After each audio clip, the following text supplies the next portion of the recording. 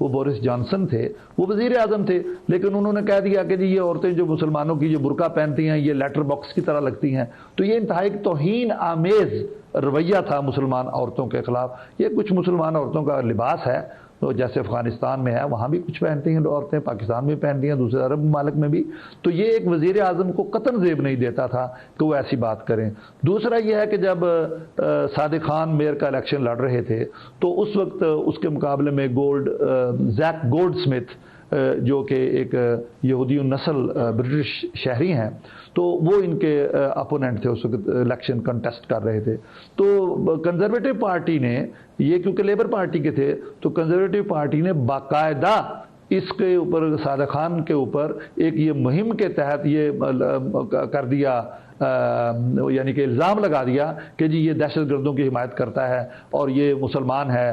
تو بھائی اگر کوئی یہودی بن سکتا ہے، عیسائی بن سکتا ہے، تو مسلمان بھی برٹش شہری ہیں، وہ کیوں نہیں بن سکتا؟ اگرچہ صادق خان پھر جیت گئے اور زیک گولڈ سمتھ کو اتنے ووٹ نہیں ملے تھے، لیکن باقاعدہ ایک پارٹی کے طور پر یہ مہم ضرور صادق خان کے خلاف چلائی گئی تھی کہ یہ مسلمان ہے اور یہ یہودی مخالف ہے، یا یہ ٹیررسٹ آرگنائزیشن کو، ایکسٹریمسٹ آرگنائزیشن کو سپورٹ کرتا ہے. اب صادق خان تو ایک ایم پی تھے اور کافی معروف ایم پی ہیں، میرے علاقے کے ہیں، دوست ہیں میرے بہت اچھے.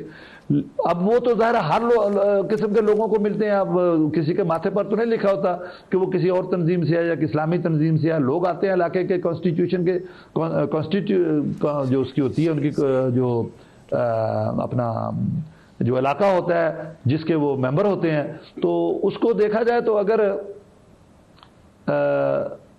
ہمارے ایم پیز وہ بڑے کھلے مزاج کے ہوتے ہیں، وہ لوگوں سے ملتے ہیں. تو یہ ممبر پارلیمنٹ تھے وہاں پر، پھر یہ میئر بنے ہیں، تو ان کو یہ تو ہر بندے سے ملتے ہیں وہاں پر. لیکن حقیقت یہ ہے کہ اگر ان کے خلاف اگر ایسی مہم چلائی گئی اس دور میں، تو وہ انتہائی ایک معاندانہ پروپیگنڈے کے طور پر چلائی گئی، اور اس کا کوئی ایفیکٹ اتنا نہیں ہوا تھا. لیکن ظاہر ہے جو سادے لوگ ہوتے ہیں وہ پھر اس چکر میں آ جاتے ہیں کہ اچھا یہ مسلمان ہے، اچھا یہ ٹیررسٹوں کی حمایت کرتا ہے، ایکسٹریمسٹ کی حمایت کرتا ہے، تو اس سے پھر نقصانات بہت ہوتے ہیں. اچھا، میں چاہوں گا جو میڈیا کے حوالے سے آپ نے بات کی، میڈیا کا جو کردار ہے اس کو بھی تھوڑا سا آپ الیبوریٹ کر سکیں اگر پلیز. جی، جیسا کہ میں نے اپنے انٹروڈکٹری آنسر میں کہا کہ میڈیا، میں سمجھتا ہوں کہ اس میں 70% اسلاموفوبیا میں ملوث ہے.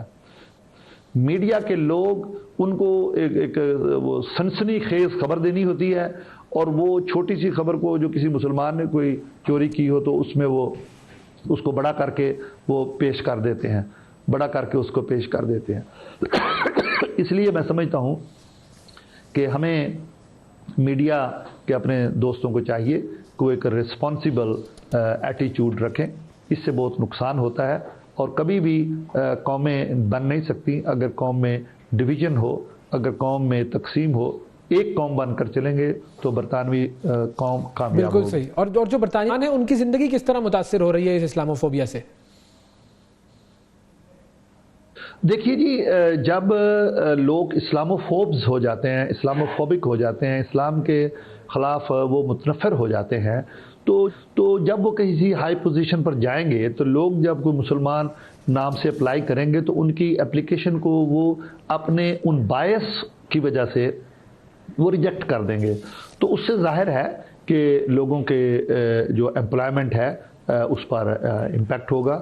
اسی طرح بزنسز ہیں، تو کوئی مسلمان بزنس کر رہا ہوگا تو اس پر بھی امپیکٹ ہوگا کہ جی یہ مسلمان ہیں، یہ دہشت گردوں کو سپورٹ کرتے ہیں.